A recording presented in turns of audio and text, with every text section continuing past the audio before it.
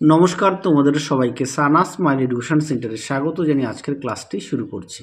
আজকে তোমাদের সঙ্গে আলোচনা করব তোমরা যারা সপ্তম শ্রেণীর প্রথম পর্যায়ক্রমিক মূল্যায়ন পরীক্ষা দেবে 2026 সালে তোমাদের জন্য রায় ও মার্টিন প্রশ্ন বিচিত্র থেকে আজকে সমাধান করব সপ্তম শ্রেণীর পরিবেশ ও বিজ্ঞান বিষয়ে মডেল নাম্বার 7 অর্থাৎ 7 নম্বর স্কুলে যে সমস্ত ছোট ও বড় প্রশ্ন আছে তার সমস্ত প্রশ্নের উত্তরের সমাধান করে দেখাবো। চলো দেরি না করে মূল বিষয়ে যাওয়া যাক।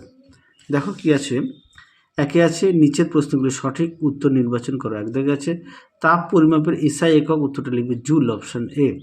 যদি দেখো ফারেনহাইট স্কেলে জলের হিমাঙ্ক, উত্তরটা লিখবে অপশান সি, 32 ডিগ্রি ফারেনহাইট। 3 দিকে দেখো প্রশ্নের উত্তরটা লিখবে বস্তুর আকৃতি। 4 দেখো তাপ পরিমাপের যন্ত্র, উত্তরটা লিখবে থার্মোমিটার, অপশান এ। পরবর্তী প্রশ্ন দেখো কি আছে, পরবর্তী প্রশ্ন আছে 5 দাগের বেরিয়াম অ্যাজাইডের সংকেত হলে, উত্তরটা লিখবে অপশান এ। পরবর্তী দেখো 6 দাগ সীসার চিহ্ন হলে, উত্তরটা লিখবে পিবি, অপশান সি। তারপরে দেখো 7 দাগ প্রশ্নের উত্তরটা হবে অপশান বি। 8 দাগ প্রশ্নের উত্তরটা হবে অপশান ডি। 9 দাগ প্রশ্নের উত্তরটা হবে অপশান সি, ভিটামিন সি।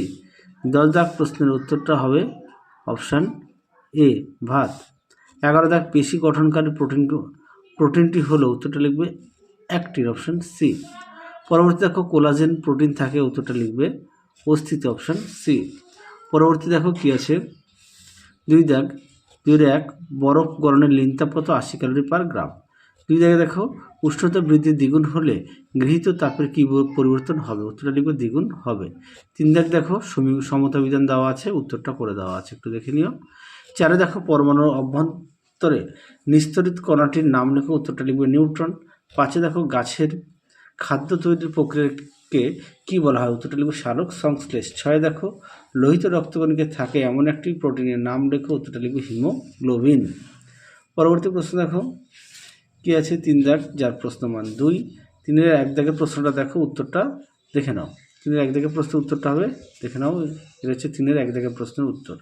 পরটা দেখো অথবা দিয়ে প্রশ্নের উত্তরটা দেখে নাও, এটা ডিভাইডেড করলে প্রায় গিয়ে পার্সেন্টেজে দাঁড়াবে। পরবর্তী দেখো 2 দাগ কী বলেছে, লিন তাপ কাকে বলে, সিজিএস পদ্ধতিতে লিন তাপের একক কি, ক্যালোরি পার গ্রাম। দেখো লিন তাপ কাকে বলে তোমাদের পাঠ্য বই থেকে দেখাই, যার পেজ নাম্বার 12, এখান থেকে এই পর্যন্ত লিখবে, পাঠ্য বইয়ের পেজ নাম্বার 12। পরবর্তী দেখো কি আছে, এই প্রশ্নের উত্তরটা একটু পাঠ্য বই থেকে দেখে নিও।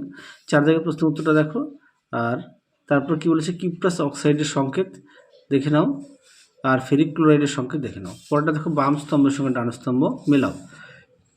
দেখো এর একটা হবে 3, বি এরটা হবে 4, সি এরটা হবে 1, আর ডি এরটা হবে 2। পরটা দেখো রাতকানা কোন ভিটামিনের অভাবে হয়, উত্তরটা লিখবে ভিটামিন এ, আর স্কারবি হয় ভিটামিন সি। পরটা দেখো অথবা দিয়ে প্রশ্নের উত্তরটা হবে 45 কিলোগ্রাম। তাহলে চলো আজকের মধ্যে এখানেই সমাপ্ত করছি, আবার দেখা হবে খুব শীঘ্রই তোমাদের পরবর্তী ভিডিওতে। তোমরা সবাই সুস্থ থেকো, ভালো থেকো, আজকের মতো টাটা।